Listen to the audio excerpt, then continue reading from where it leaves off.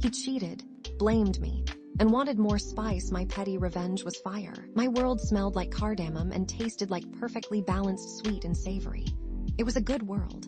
A world I built, one meticulously crafted recipe and beautifully styled photo at a time. Ava's Edibles wasn't just a blog, it was my heart poured onto the internet. And thankfully, people were eating it up. Liam, my boyfriend of 3 years, loved it too. Or at least he loved the perks. The fancy restaurant openings, the endless supply of gourmet cheese in the fridge, the reflected glow of being with someone successful. He worked in marketing, a world of PowerPoints and pitches I didn't fully grasp, but he always seemed impressed by my culinary kingdom. We had a rhythm. I'd be up at dawn, coaxing flavors from ingredients, battling the tyranny of lighting for the perfect food shot. He'd sleep in, then breeze out the door in a crisp suit, ready to conquer his own corporate mountains. Evenings were spent testing recipes, his favorite part, and arguing good-naturedly about the merits of different olive oils. The first discordant note came disguised as a late night at the office. "Big presentation tomorrow," he mumbled, already halfway out the door. Then another late night, and another. I chalked it up to the cutthroat nature of his industry. I brought him leftovers, reheated with love, and left them on his desk, tried to be the supportive girlfriend. Sarah, my best friend since culinary school and now a high-powered lawyer, saw the cracks before I did. She observed over a bottle of wine like he's checked out. I brushed it off. He's stressed. Work is crazy. But Sarah's words planted a seed of unease. I started paying closer attention. The way he flinched when my phone buzzed. The password he suddenly put on his phone. The generic almost wrote, "I love you," before drifting off to sleep. The unraveling happened on a Tuesday. Liam had left his phone on the kitchen counter. I wasn't snooping, not exactly. I was just reaching for it to check the time when a notification popped up. A message from someone named Chloe, "Can't wait to see you again." My stomach dropped. Chloe. I vaguely remembered him mentioning a new hire in his department. Young, ambitious, blonde. A sinking feeling settled in my bones. I did what any self-respecting food blogger would do. I made myself a stiff drink, a spicy margarita to numb the creeping nausea, and then I Googled Chloe. Her LinkedIn profile picture confirmed my worst fears. Bright smile, perfectly coiffed hair, and an unnerving gleam in her eyes. When Liam got home, I was waiting. "Who's Chloe?" I asked, trying to keep my voice steady. He paled. "Chloe, just a coworker." "Why?" I saw the message, Liam. He stammered, trying to deny it, but the guilt was written all over his face. Finally, the truth spilled out. A pathetic, rambling mess of excuses and justifications. He claimed I was too focused on my blog, that I wasn't adventurous enough, that he needed spice in his life. Spice. The word hung in the air, a bitter insult. I, who lived and breathed flavor, wasn't spicy enough for him. The anger roared to life, hotter than any habanero. I told him to get out. Now. He tried to apologize, to backtrack, but I wouldn't listen. I packed his bags, threw them at the door, and slammed it shut. The first few days were a blur of tears, ice cream, and angry texts to Sarah.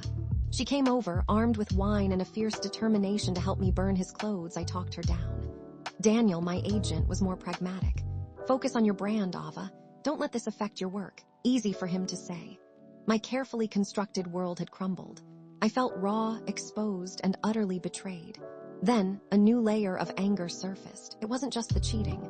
It was the audacity, the blame. And then I discovered something even more infuriating.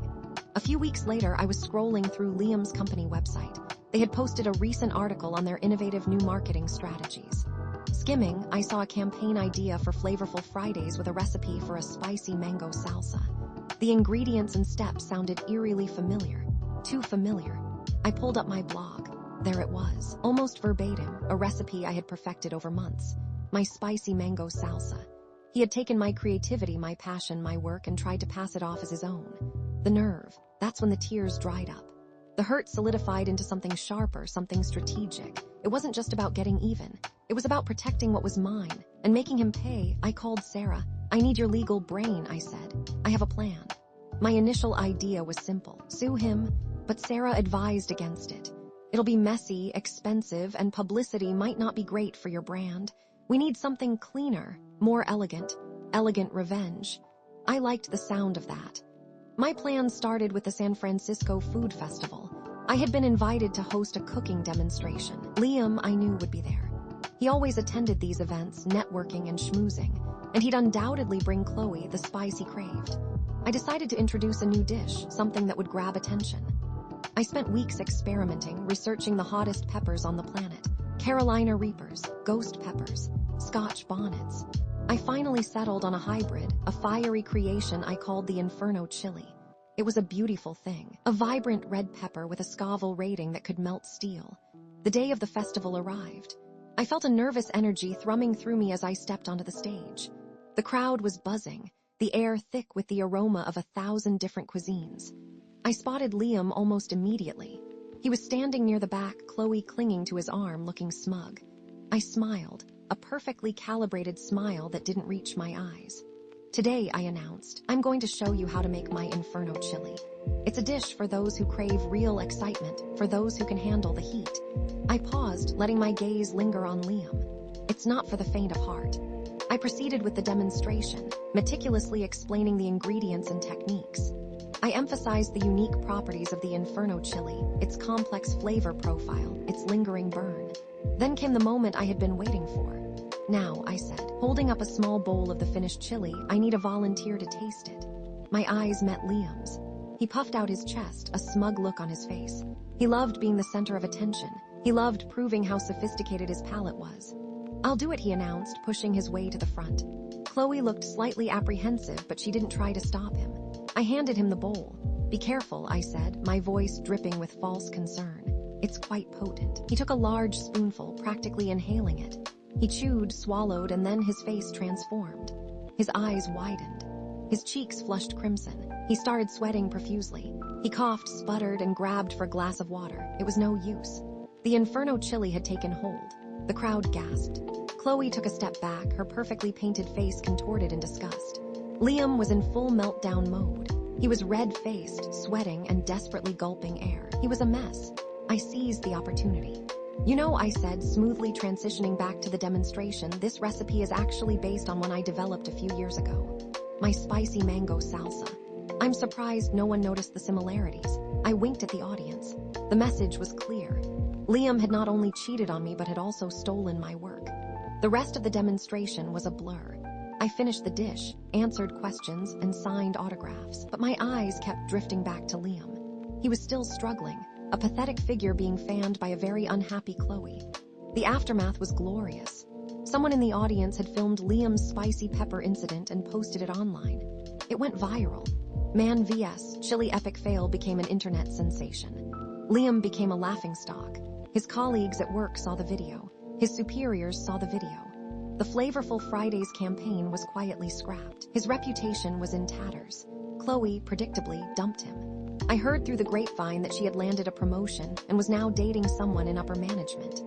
Daniel, my agent, was thrilled. The publicity, even the slightly scandalous kind, had boosted my profile. New endorsement deals came flooding in. I was invited to appear on morning shows and culinary podcasts. My blog traffic skyrocketed. I even got a call from Chef Ramirez, my mentor from culinary school, a notoriously difficult man to impress. Ava, he said, his voice uncharacteristically warm. I saw the video. That was inspired. And the chili recipe?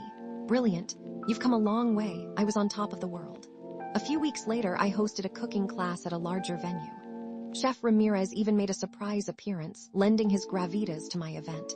You are a force of nature, he whispered to me after the class. Don't let anyone dim your light.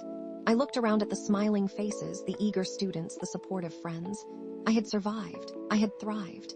And I had exacted my revenge, one perfectly spiced dish at a time. As I was cleaning up, Daniel came over, a mischievous glint in his eye. You won't believe what I just heard. What is it? Apparently, Liam is working as a junior marketing assistant at a used car dealership. His big project, coming up with a slogan for their Spicy Deals promotion. He chuckled. I heard they rejected his pitch for a salsa-themed campaign. Something about not being authentic. I smiled. Sweet revenge.